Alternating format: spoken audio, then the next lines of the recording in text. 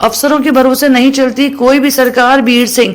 अफसरों ने किया गुरुग्राम का बुरा हाल। न बिजली है न पानी, सड़कें हैं तो पता नहीं सड़क में गड्ढे हैं या गड्ढों में सड़क। सीवर व्यवस्था का बुरा हाल।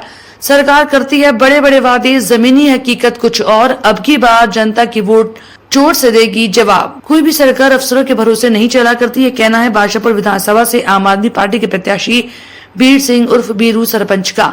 हरियाणा में चुनाव की तारीख जैसे जैसे पास आ रही है वैसे ही वैसे आरोप प्रत्यारोप का दौर भी शुरू हो गया है। बादशाहपुर विधान से आम आदमी पार्टी के प्रत्याशी बीर सिंह ने भाजपा सरकार पर तीखा हमला बोला। बीर सिंह की माने तो बादशाहपुर विधानसभा इलाके में रहने वाले लोग मूलभूत सुविधाओं को तरस रहे हैं। इलाके में न तो बिजली की व्यवस्था ठीक है और न ही पेयजल की। सड़कों का बुरा हाल है। जब लोग टैक्स देते हैं तो उन्हें सुविधाएं मिलनी चाहिए। अगर बादशाहपुर विधानसभा की जनता ने उन्हें अपना आशीर्वाद दिया तो सबसे पहले वे इंफ्रास्ट्रक्चर को सुधारने का काम करेंगे। आम आदमी पार्टी ने दिल्ली और पंजाब की दशा को सुधारने का काम किया है और अब हरियाणा की बारी है। देखो, शहरी इलाके के अंदर लोग तो ये समझ के बैठे हैं अगर भाई इनके पास कोई समस्या नहीं है, लेकिन मुझे देखने में आया यहाँ इतनी सारी समस्या है। सबसे पहले सीवर की है।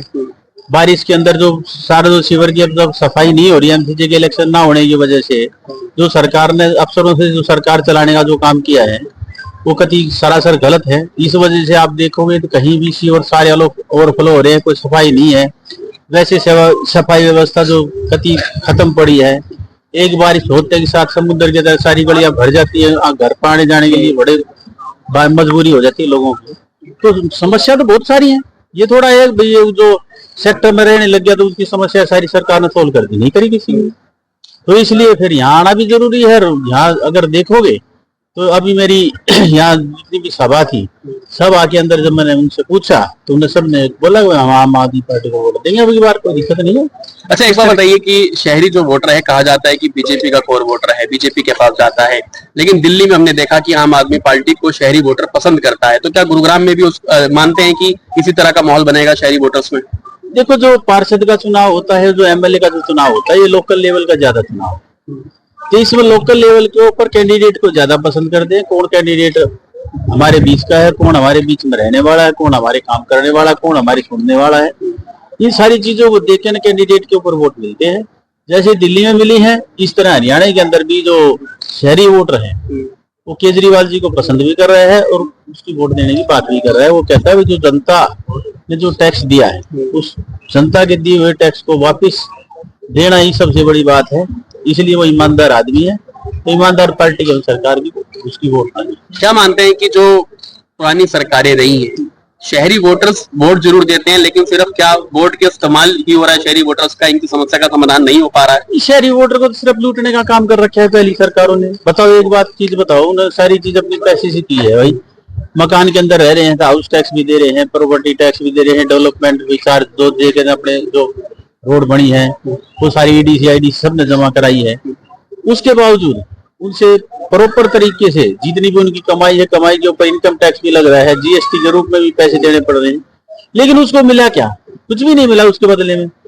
ना तो कोई मेडिकल कॉलेज बनाया सरकार ने जो अपने बच्चों को सरकारी उसमें मेडिकल कॉलेज में पढ़ा के उनको डॉक्टर बनाने का काम करे। ऐसे ना कोई लॉ कॉलेज बनाए सरकार ने जिसमें वे सोचा बड़े बच्चों को वकील बना ले।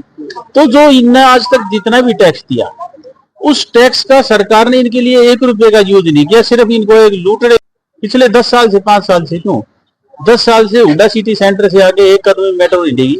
आप जब भी देखोगे 6 महीने के अंदर एक अखबार के अंदर जरूर ये आ जाएगा तो छपते ने कि डीपीआर तैयार होगी, यहाँ स्टेशन बनेगा, यह स्टेशन बनेगा। लेकिन पूरे 10 साल में सिर्फ कागजों में तो रहा, अखबारों में तो वो पोस्टर छपका है कि यहाँ से मेट्रो जाएगी, लेकिन एक कदम भी चलने का काम नहीं किया।